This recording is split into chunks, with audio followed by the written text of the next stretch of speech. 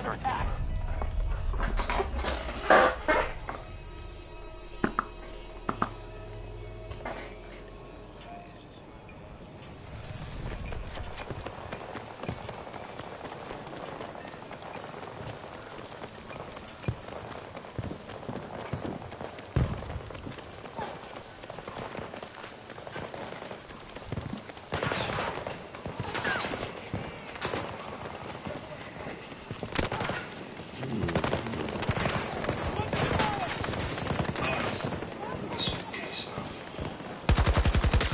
Another kill! Mr. Bravo is ours.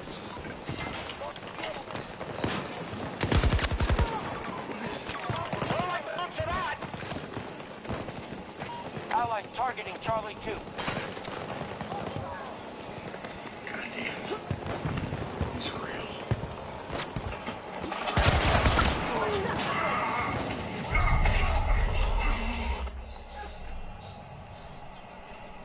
Goddamn. These are real.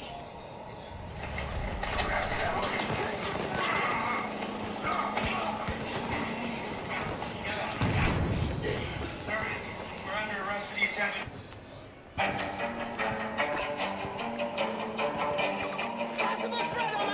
Took out a barrel of what they think is We now acid. control Charlie 1. Would love to reveal exactly how many victims there might be. Take off the watch. All we can tell you is that There's a number of homicides. Initiative is ours. We've secured more sectors this time. These gruesome acts, just as others here in Milwaukee are wondering how police couldn't have known, especially since Dahmer was a convicted sex offender out on parole. Nobody's forward.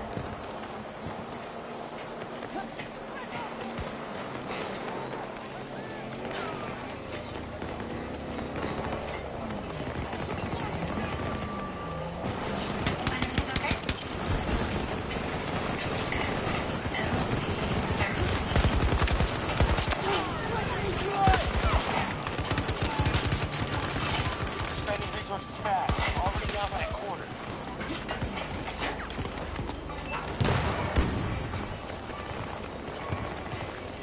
Danger at the marker! Careful at the marker!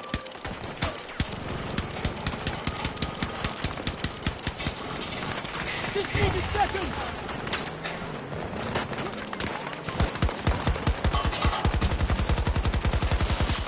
One down!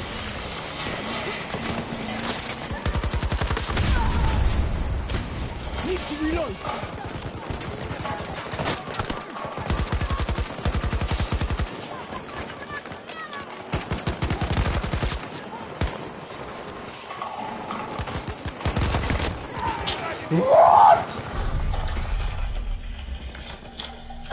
Gun! Element, relax. Element, relax. Don't worry about him.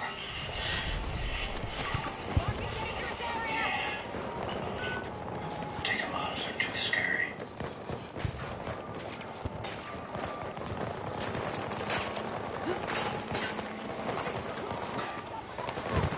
I'm taking him out.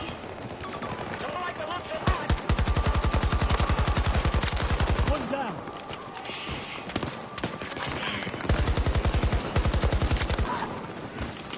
I'm just gonna make him a zombie. Correction, my marker! Not gonna hurt. So you're in the light being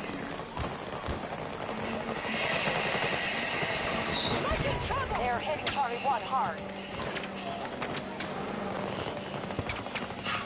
Marking threat!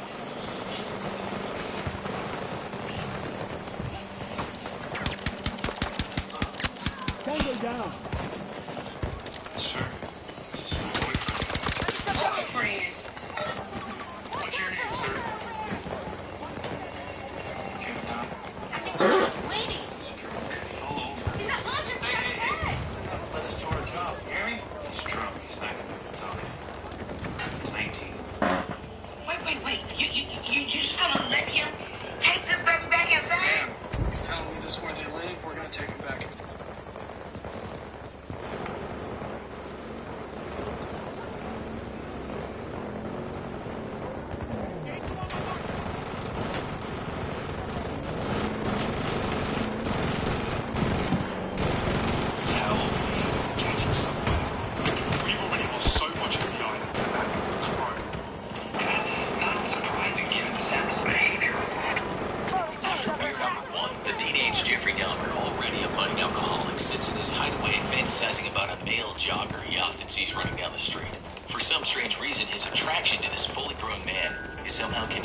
thrill he gets from dissecting roadkill.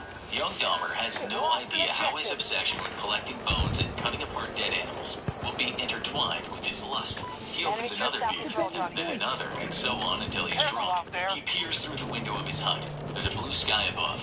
A blue jay perches on the branch of a tree and lets out his unmistakable screech. He scrunches a beer can and opens another. Nature, he thinks while looking at the bird. I must be a freak of nature. He's aware that something could be wrong with him. He wants to kill. He knows it's not right, but it's a feeling he just can't push back. He gets his baseball bat and waits behind a bush for the jogger to run down that same route again.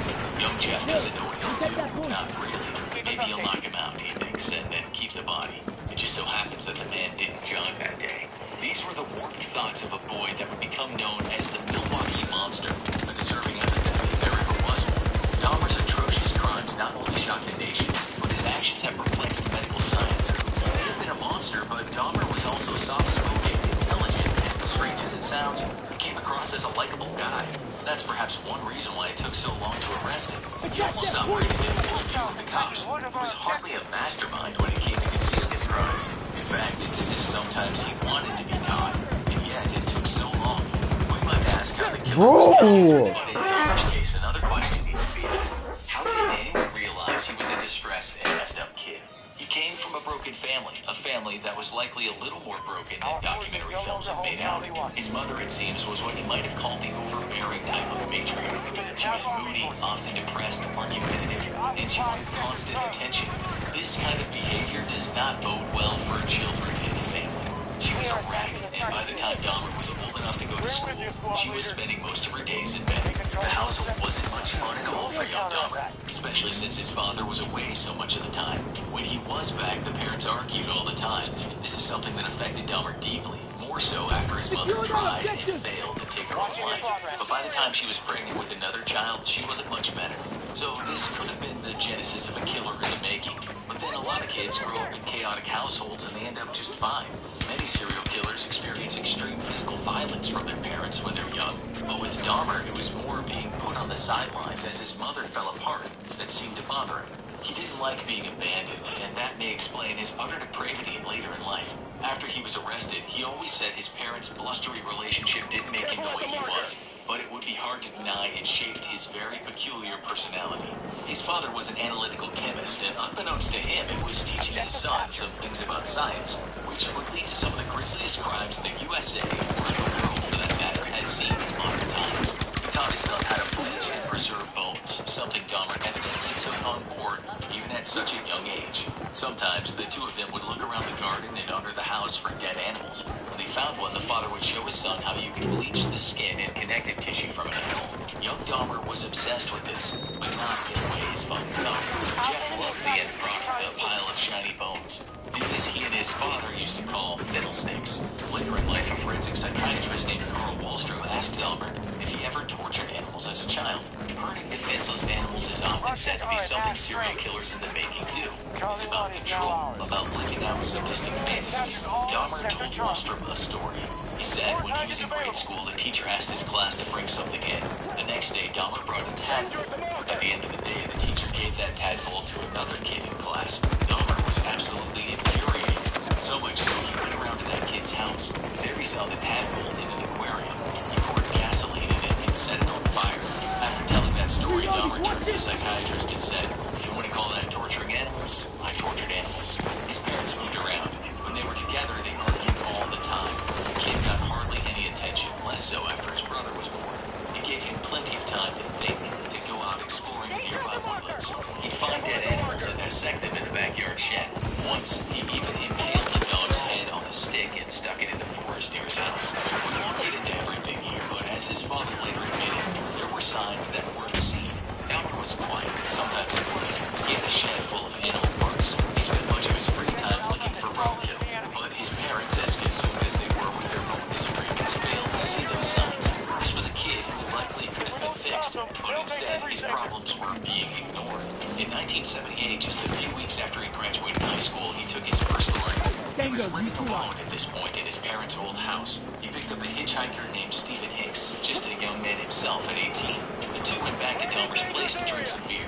Dahmer later said that he found his new friend attractive, but when the conversation turned to attractive girls and how to meet them, he became aware that there'd be no love for him. For a few years, he'd known he was gay. When they were both drunk and the other guy said he wanted to leave, Dahmer went over to a set of weights. He picked up a large dumbbell, walked over to the guy who was sitting in a chair with his back to him, and he whacked him over the head. He subsequently strangled him, stripped him, used his body for sexual gratification, and like the dead animals he'd been so obsessed with, dissected him. Dahmer buried the body, but a few weeks later he dug it up. He then methodically stripped the bones of their flesh and dissolved what he could in acid. The solution that was left over he flushed down the toilet. As for the bones that were left, he crushed them with a sledgehammer, and then threw the fragments around in a nearby forest. After the murder, he tried his hand at higher education, but his persistent drinking wasn't exactly conducive to attaining good grades. He soon dropped out and joined the United States Army just prior to his 19th birthday. We won't go into everything that happened in the Army, but it's reported that he drugged and molested soldiers while stationed in Germany. This is something that became known much later. His drinking habits never really diminished, and by the time he was just shy of 22, he was discharged from the Army. At this point in time, his mother and stepmother had seen how alcohol was destroying his life. That's the main reason why they sent him to live with his grandmother in West Allis, Wisconsin. She'd always had a calming effect on Dahmer, and they hoped she'd guide him out of the darkness. This worked to some extent, but after being fired from a job, he started drinking a lot again and acting out his fantasies. This started by exposing himself to women and children, something he was arrested for. At age 22, he paid $50 after being charged with indecent exposure. Soon after, he landed a job at a mixer at the Milwaukee Ambrosia Chocolate Factory, but his mind was far from settled. It was at this time he started thinking about control again, how he might enact his lurid fantasies on someone who could not say no. His grandmother was somewhat disturbed by the fact that he had one of those things stuffed into his wardrobe. She made him throw it out. So Dahmer, even more frustrated, was now looking for a human doll to play with. It was around that time that he started frequenting the local gay bars and discos, although his favorite places for finding men were bathhouses. He met men, and at times he had some good times with them, but he was never content because of the fact that they also had some control. If that's confusing, this is what he said after his arrest. I trained myself to view people as objects of pleasure instead of people. His solution was to ply people with alcohol. Remember, he could drink a lot, so they would usually be the first to reach the point of passing out. He also dropped sleeping pills into their drinks when they weren't looking. It's thought he did this at least 12 times after meeting people in bathhouses. He would wait until they were out, and then he would have his way with them. These were not murders, but the crimes were heinous in themselves.